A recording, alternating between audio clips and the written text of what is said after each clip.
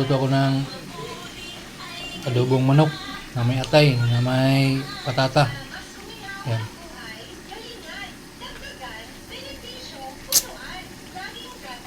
Yung patata ay piniprito muna bago ihalo. Kaya ilang minuto na lang, mga 1 minuto, luto na to.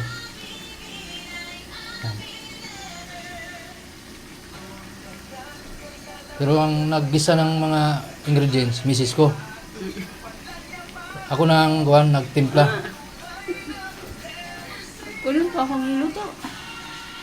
Mangawat na kagluto sa kuwahan. Kamay na. Gwapo pala yung nagbibideo eh. Hindi na. Pinobre lang to, Lods. Pinobre. Tipid-tipid. Yan. Pag 2 araw na. Ito, hanggang bukas pa to yung ulam na to. Hanggang bukas. Hapunan kasama ng baon ng mga bata. Yan. Baon tapos almusal naman. Bye-bye. Salamat. May pang-upload na ako.